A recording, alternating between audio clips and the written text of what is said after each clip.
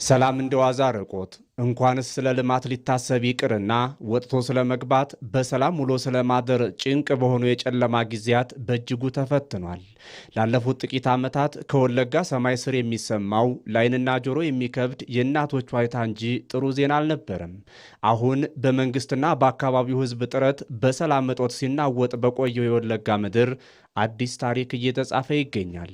ያ አስፈሪ የነበረው የጸጥታ ችግር አሁን በልማት ተተክቷል። ምን ክፉ ነገር ይፈጠር ይሆን የሚለው የጥርጣሬ መንፈስም በጋራ ተስፋ እየተተካ መሆኑን የሚያበስር ደማቅ ክስተት በሰሞኑ የጠቅላይ ሚኒስትር አብይ አህመድና ሌሎች የመንግስት ከፍተኛ የሥራ ኃላፊዎች ጉብኝት ተረጋግጧል።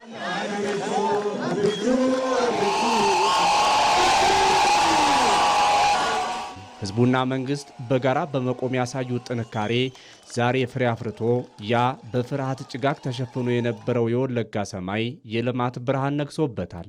አንዱ የአንደኛውን ሩጫ ከማገት ከማድከም እንቆጠብና በጋራ ሆነን ልማትና በጋግጥ ነው። ወለጋ ዛሬ ከፍተኛ የደስታ ዝናብ የሚዘንብባት ምድር ናት። እንኳን ደስ ያላችሁ። ልማታችን ይቀጥላል። በጋራ ሀገራችንን እናልማ፣ ሰላማችንን እንጠብቅ። ከጦርነት አውድማ ወደ ልማት መናገሻነት የተለወጠው የወለጋ ምድር ከግብርና እስከ ማዕድን ድረስ በተፈጥሮ ጸጋ የታደለም አካባቢ ነው።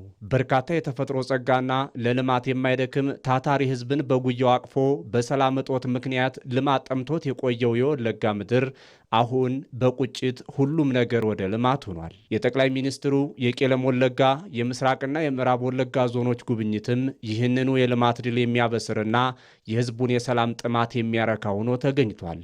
ጠቅላይ ሚኒስትር አብይ አህመድ በወለጋ ምድር በነበራቸው ቆይታ በአካባቢው ማህበራዊና ኢኮኖሚያዊ እንቅስቃሴ ላይ ትልቅ ለውጥ የሚያመጡ የልማት ስራዎችን መርቀው ለአገልግሎት አብቅተዋል። ሌሎች አዳዲስ ፕሮጀክቶችንም ግንባታ አስጀምረዋል። ወለጋ ከነበረበት የሰላም እጦት ወጥቶ የኢትዮጵያ የብልጽግና ምሰሶ መሆን ወደሚችልበት የልማት አደባባይ የሚቀየርበት ሰላም በመፈጠሩም በጠቅላይ ሚኒስትሩና በሌሎችም ከፍተኛ አድናቆትን ፈጥሯል።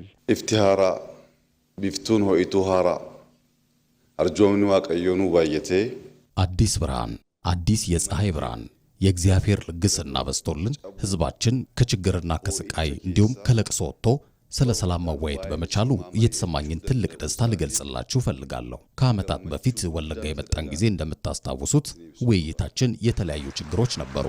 ከዛም ግን ትኩረታችን ልማት ላይ መሆን እንዳለበት ተወያይተናል።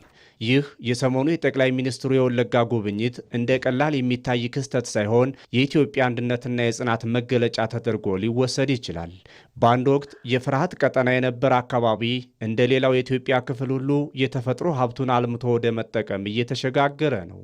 አሁን ላይ የተፈጠረው የሰላም አየር በአካባቢው ብቻ ሳይሆን በሀገር አቀፍ ደረጃ የተጀመረውን የብልጽግና ጉዞ የሚያፋጥን ትልቅ የልማት ሞተር ነው። ወለጋ ዛሬም እንደ ትናንቱ የአረንጓዴ ገነት ነቷን እያደሰች ነው።